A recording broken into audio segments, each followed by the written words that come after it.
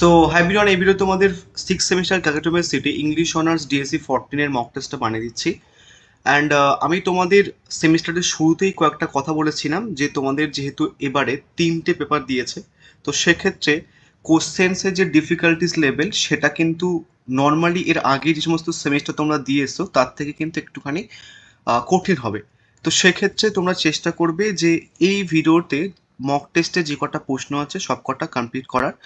যারা প্রত্যেকবার একটুখানি ভাবো যে দাদা একটা কি দুটো করে করবো প্রত্যেকবার টেক্সট থেকে, তোমাদের দেখো একটা পেপার কম, তো সেক্ষেত্রে একটা পেপারের বলতে গেলে কম পড়তে হচ্ছে তোমাদের। তো তোমরা চেষ্টা করবে যে মোটামুটি ম্যাক্সিমাম প্রশ্ন করার। যারা একটা করে ভাবতে বা একটা করে করতে, তোমরা কিন্তু এবারে দুটো কি তিনটে করার চেষ্টা করবে।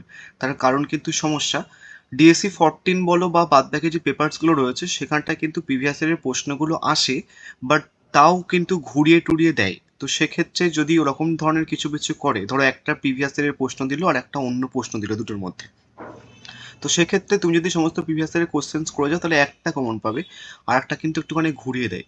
দুটো প্রশ্ন দেয় প্রত্যেকটা টপিক থেকে, একটা প্রিভিয়াস ইয়ার দিলেও একটা ঘুরিয়ে দেয়, এরকম টাইপে কিন্তু করে। তো সেক্ষেত্রে তুমি যদি একটা করে যাও, যদি কপাল ভালো থাকে তাহলে পাবে, আর কিন্তু সমস্যা। তাও আমি তোমাদের মোস্ট ইম্পর্টেন্ট প্রশ্নগুলো বলে দেবো, যেগুলো থেকে একটা বা দুটো করলে হয়ে যায় সেগুলো থেকে বলে দেবো, এবং যেগুলো থেকে মোটামুটি একটা বা দুটো করলে হবে না সেটাও কিন্তু বলে দেবো। তোমরা একটা খাতা নেবে, সেখানটায় লিস্ট করবে একটা, ফার্স্ট যে ইম্পর্টেন্ট প্রশ্নগুলো একটা হোক বা দুটো হোক যেটা কথা বলছি, দেন সেগুলো একটুখানি লিস্ট করবে।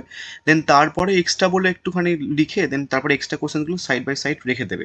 প্রথমে ওই প্রশ্নগুলো করবে যেগুলো মোস্ট ইম্পর্টেন্ট বলা হয়েছে, দেন তারপরে হয়ে গেলে নেক্সটগুলো করার একটুখানি চেষ্টা করবে। এবং আমি চেষ্টা করবো যে মোস্ট প্রবাবলি যেগুলো ইম্পর্টেন্ট বিশাল, কোনো কোনো টপিক থেকে একটা করলেও হবে, কোনো কোনো টপিক থেকে দুটো করলে হবে, কোনো কোনো টপিক থেকে দুটো করলে হবে না, তিনটে করলে হবে। ঠিক সেইভাবে কিন্তু আমি তোমাদের কোশ্চেন্সটা সেট করেছি এখানটায়। তো প্রথমে আমি হচ্ছে কি তোমাদের এখান থেকে রেখেছি the good women of Schezwan থেকে। এখানে সব থেকে মোস্ট ইম্পর্টেন্ট প্রশ্ন হচ্ছে কি এই প্রশ্ন, তোমরা সবাই জানো, অল্টার ইগো সেন্টেন্স উইথার যে অল্টার ইগো যে প্রশ্নটা সেটা কিন্তু বিশাল বিশাল ইম্পর্টেন্ট। এবার এইভাবে অল্টার ইগো যদি না দেয় তাহলে কিভাবে দেবে, তোমরা কিন্তু চেষ্টা করবে আমার সমস্ত অড প্রশ্নগুলো দেখে যাওয়া, আদারওয়াইজ ডুয়েল আইডেন্টিটি দিতে পারে বা বলতে পারে the good woman in Setzuan is study of greed and corruption, বা বলতে পারে হচ্ছে কি traditional notions of good and evil, এই কোশ্চেন্সটা বা এই প্রশ্ন দিতে পারে the good woman Setzuan as a as being good in an imperfect world. এটা বিশাল বিশাল ইম্পর্টেন্ট। ঠিক আছে, নর্মালি কেউ যদি মনে করো দাদা রিস্ক নেই এবার একটা করবো, তাহলে এটা করে যেতে পারো। ঠিক আছে, বাট চেষ্টা করো দুটো করার, এখান থেকে দুটো করলেও কিন্তু হয়ে যাবে, এখান থেকে দুটো বেশি এখান থেকে করার দরকারও পড়বে না, এখান থেকে দুটো করলে খুব বিশাল এনাফ। তাও কেউ যদি মনে করে একটা করো তাহলে এটা করে দিতে পারো, এটা খুব বেশি ইম্পর্টেন্ট, পরীক্ষায় দেখবে হয়তো পড়ে গেছে। নেক্সট প্রশ্ন আসছে হচ্ছে কি এখান থেকে আর একটা প্রশ্ন রেখেছি, সেটা হচ্ছে example of epic theatre. The good woman Setzuan as example of epic theatre, বা হচ্ছে কি তোমাকে বললো যে ফিচার্সগুলো লেখো এপিক থিয়েটারের, বা হচ্ছে কি আর একটা প্রশ্ন দেয় এলিনিয়েশন এফেক্ট, বা যদি প্রশ্নটাকে ঘুরিয়ে দেয় ড্রামাটিক টেকনিক, বা হচ্ছে কি যে প্রশ্নটা শুধু দেয় অ্যানিমেশন এফেক্ট, বা যদি বলা হয় ভি ভি এফেক্ট, কিন্তু একই অ্যান্সার হবে, বা এপিক থিয়েটার। তো সেই কারণের জন্য প্রত্যেক কটা ভালো করে করে দেখে যাবে অর প্রশ্নগুলো। এবং তারপর আর একটা প্রশ্ন হচ্ছে কি যে এন্ডিংটা, দ্য গুড ওয়ে সেজুয়ানে কাইন্ড অফ এন্ডিংটা কিন্তু মোস্ট ইম্পর্টেন্ট, যদি প্রশ্নটা ঘুরিয়ে ফিরিয়ে দিয়ে এন্ডিংটাও কিন্তু দিয়ে দেয় তাহলে কিন্তু লিখবে।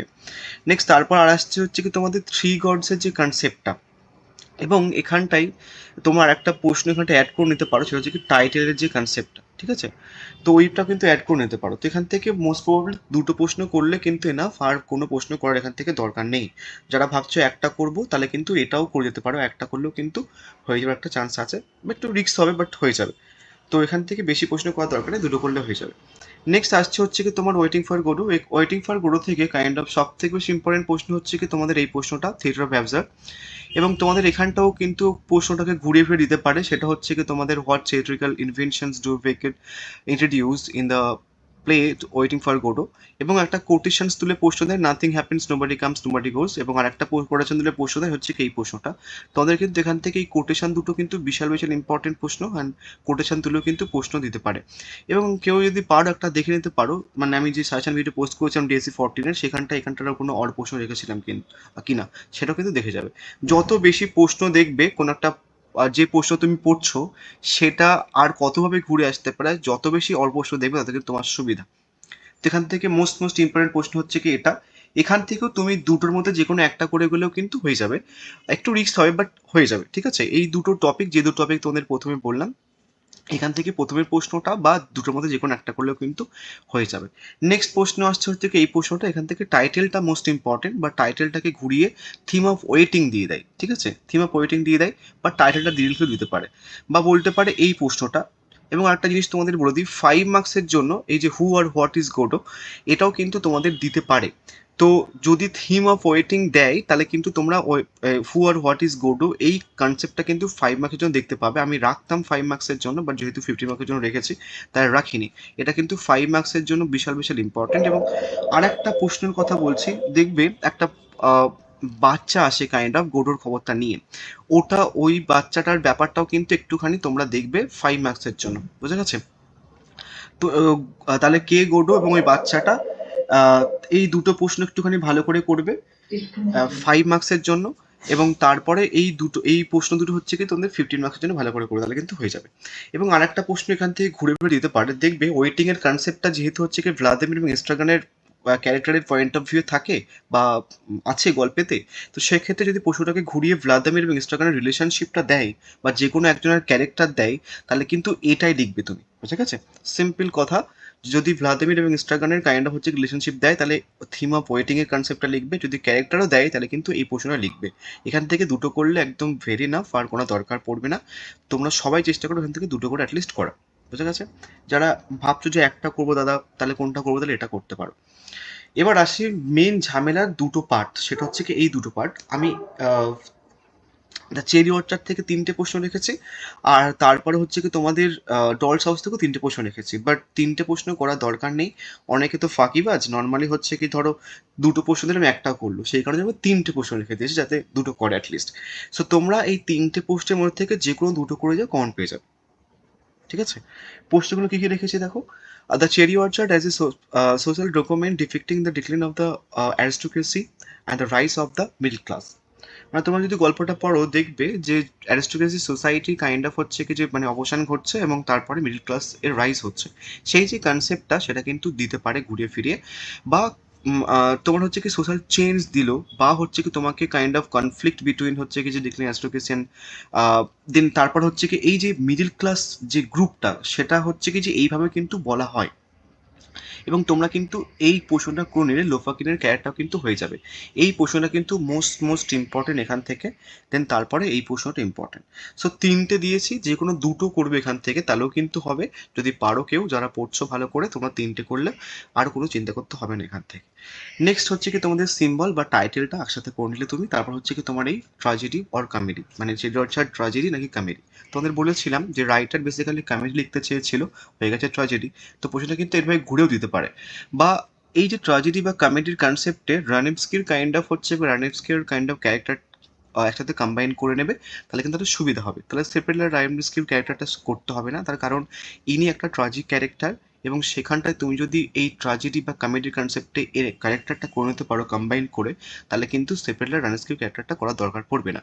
তো মোটামুটি এই যে এখানটায় প্রশ্নগুলো রাখা আছে ঠিক যেমনভাবে সেট করা আছে, যদি তেমনভাবে করে নিতে পারো, 3টে প্রশ্ন করলে এনাফ। যদি মনে করো যে না দাদা 3টে প্রশ্ন করা হচ্ছে না, তাহলে এখন থেকে দুটো করবে অ্যাটলিস্ট, একটা করা এ করে যেও না, তাহলে কিন্তু সমস্যায় পড়বে। তাও আমি বলে দিচ্ছি যদি কেউ একটা করতে চাও তাহলে এই যে এ এবং বি এর মধ্যে যে কোনো একটা করো, বাট অনেকটা রিস্ক হবে কিন্তু আগে থেকে বলে দিলাম। নেক্সট আসছে হচ্ছে কি তোমাদের এই ডলস হাউস থেকে, এখানেও সেম, তুমি 3টের মধ্যে থেকে যে কোনো দুটো করলে হবে। এ আর বি বা বি আর সি যে কোনো দুটো করতে পারো। অনেকে ফাঁকিবাজ কাইন্ড অফ হচ্ছে কি দুটো দিলে একটা করো, ওই জন্য 3টে রেখেছি, আদারওয়াইজ রাখতাম না। এখান থেকে সব থেকে বেশি ইম্পর্টেন্ট প্রশ্ন হচ্ছে কি এই প্রশ্নটা প্রত্যেকবার এরকম ধরনের একটা প্রশ্ন দেয় সিম্বল বা মেটাফোর্স দিয়ে বা ইমেজেস বা সিম্বলস দিয়ে, এবং প্রশ্নটা এভাবে না দিয়ে ধরে টাইটেল দিতে পারে। এবার টাইটেলটা ইটসেলফ হচ্ছে কি একটা সিম্বল বলতে গেলে, মানে এই ডলস হাউসের কনসেপ্টটা যদি তুমি পড়ো গল্পটা বুঝতে পারবে। তো সেক্ষেত্রে এটা বিশাল বেশি ইম্পর্টেন্ট। পরীক্ষাতে হয় সিম্বল আর ইমেজেস বা মেটাফোরের কনসেপ্টটা দিলে দিয়ে দিল, আদারওয়াইজ টাইটেলের দিয়ে দিল যে সিম্বলিক সিগনিফিকেন্স অফ টাইটেল। এটা বেশি বেশি ইম্পর্টেন্ট। নেক্সট হচ্ছে কি তোমার প্রবলেম প্লেটা, প্রবলেম প্লেট থেকেও বেশি ইম্পর্টেন্ট হচ্ছে কি তোমাদের এইখানটা না এন্ডিংটা, সো তোমাদের ইচ্ছা মতো 3টে রেখেছি আমি, তোমাদের ইচ্ছা মতো যে কোনো 2টো করেও ওখান থেকে তাহলেও কিন্তু হবে। নেক্সট আসছে হচ্ছে কি আরেকটা প্রশ্ন যেটা রেখেছি, সেটা হচ্ছে কি এই প্রশ্নটা অনেকটা প্রশ্ন এখানটা রাখা আছে। প্রথমে যে 2021-এ যে প্রশ্নটা পড়েছিল যে examine Ibsen's attitude to the women as portrayed in Doll's House, বা বলতে পারে comment on the Ibsen representation of gender roles, বা বলতে পারে হচ্ছে কি নোরার ক্যারেক্টারটা। এবার নোরার ক্যারেক্টারটা বা এই প্রশ্নটা করলে থিম অফ ম্যারেজ হয়ে যাবে, প্লাস হচ্ছে কি যে তোমাদের অ্যাজ এ আরেকটা প্রশ্ন এখান থেকে ইম্পর্টেন্ট হচ্ছে কি অ্যাজ এ ফেমিনিস্ট পেলে এটাও কিন্তু ঘুরে দিতে পারে, এই অ্যান্সার ডিগ্রি হয়ে যাবে। এবং তারপর হচ্ছে কি হয় নোরার ক্যারেক্টারটা, নইলে হচ্ছে কি এইরকম ভাবে, তো এই তিনটের মধ্যে থেকে যে কোনো একটা দেবে তোমাদের পরীক্ষাতে যদি দেয় এই প্রশ্নটা। তো যে কোনো দুটো করবে, দুটো করলেও কিন্তু হয়ে যাবে, তিনটে করার এখান থেকে দরকার পড়বে না। যারা পড়ছো তোমরা তিনটে করার চেষ্টা করবে এখান থেকে, আর কিছু করার দরকার নেই। নেক্সট আবার 5 মার্কসের জন্য আসি। ইউজুয়ালি হচ্ছে কি যে নর্মালি আমি দেখলাম যে অনেকে 15 মার্কসের প্রশ্নগুলো 5 মার্কসে দিচ্ছে, তো কিছু করার নেই। তার কারণ তোমাদের এবারের সিলেবাসে যেহেতু 3টে পেপার করে দিয়েছে, তো সেক্ষেত্রে প্রশ্ন কিন্তু অনেকটাই কঠিন করতে পারে। 5 মার্কসের জন্য তোমাদের যেটা বলেছিলাম যে লাকি আর পোজোর যে কনসেপ্টটা আছে, এটা কিন্তু 5 মার্কের জন্য ইম্পর্টেন্ট, বিশাল বিশাল ইম্পর্টেন্ট। আর হুইজ গোটো যেটা বললাম ওই কনসেপ্টটা, আর ওই বাচ্চাটার কনসেপ্টটা, এই তিনটে প্রশ্ন 5 মার্কের জন্য করবে, এখান থেকে একটা কিন্তু পেয়ে যাবে তুমি। নেক্সট আরেকটা প্রশ্ন যে গুড ইভিনিং সেজ যে প্যারাবেল প্লে, এটা কিন্তু মোস্ট ইম্পর্টেন্ট প্রশ্ন।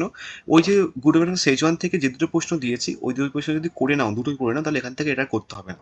যদি মনে করো যে না দাদা 3টে করবো গুড ইভিনিং সেজওয়ান থেকে, তাহলে 3টে করতে পারো, বুঝে গেছে। নেক্সট আসছে হচ্ছে কি তোমার ট্রফি মাপের যে ক্যারেক্টারটা ওটা, আর একটা হচ্ছে কি তোমার এই ক্রসওয়ার্ডের ব্যাপারটা বা একটা ড্যান্সের যে কনসেপ্টটা আছে এটা। আর একটা প্রশ্ন রেখেছি সেটা হচ্ছে কি তোমার ওয়েটিং ফর গোডারের ট্র্যাজিক কমেডি বা ড্রামাটিক টেকনিক। তো যে কটা প্রশ্ন মোটামুটি রাখলাম, চেষ্টা করবে সমস্ত প্রশ্নগুলো করা। 5 মার্কসের জন্য বেসিক্যালি হচ্ছে কি যে প্রথমে যে প্রশ্ন রাখা আছে ওটা 5 মার্কের জন্য বেসিক্যালি রাখা, এবং এটা 5 মার্কের জন্য রাখা, এবং এটা 5 মার্কের জন্য রাখা কাইন্ড অফ। এই যে তিনটে যে প্রশ্ন রেখেছি 5 মার্কের জন্য, এগুলো খুব ভালো করে করবে। এবং তারপরে দ্য গুড আফটারনুন সেজওয়ান থেকে যে দুটো প্রশ্ন রাখা আছে ও দুটো করে নিলে আর এটা প্রশ্ন করতে হবে না। ওয়েটিং ফর গ্রোথ থেকে যে বই দুটো প্রশ্ন রাখা আছে ওটা করে নিলে এটা আর করতে হবে না। ক্লিয়ার করে দিলে অনেকে কমেন্ট করতে পারে। তাও যদি কেউ পড়ছো যারা, তোমরা যদি চাও তাহলে এই দুটো প্রশ্ন করতে পারো, মানে গুড আফটারনুন সেজন থেকে প্যারাবেল প্লে আর একটা ট্রাজিক প্লে, এটা এক্সট্রা। যদি প্রশ্ন খুব কঠিন হয় তাহলে কাজে লাগবে, আদারওয়াইজ লাগবে না। তাও ফর সেফ সাইড একটুখানি দেখে রাখতে পারে এই দুটো প্রশ্ন, প্যারাবেল প্লে আর ট্রাজিক এক্সট্রা ধরে রাখতে পারো এই প্রশ্ন দুটো। So thank you so much. এবং যারা 7 সেমিস্টারে পড়তে চাইছো, তোমাদের কিন্তু 7 সেমিস্টারের সিলেবাসটা কিন্তু অত্যন্ত বড়। এবং তোমরা সবাই জানো যে 5th সেমিস্টারে কাইন্ড অফ এর আগের সেমিস্টারে গোটা ইউটিউবে যারা অনলাইনে পড়ায়, বলতে গেলে আই ডোন্ট থিঙ্ক যে কেউ ওদের ব্যাচ থেকে 70-র ওপরে পেয়েছে বলে। বাট আমার কাছে যারা পড়েছে অনেকে খুব ভালো পড়াশোনা করেছে, এবং অনেকে 70-র উপরে পেয়েছে, কেউ কেউ 80% মার্কস কিন্তু পেয়েছে। যদি কেউ পড়তে চাও তাহলে এই নাম্বারে হোয়াটসঅ্যাপ করে নিতে পারো। এখন থেকে আমি একটা গ্রুপ ক্রিয়েট করে দিচ্ছি, সেখানে থাকবে, পরে পে করতে পারো। So thank you so much.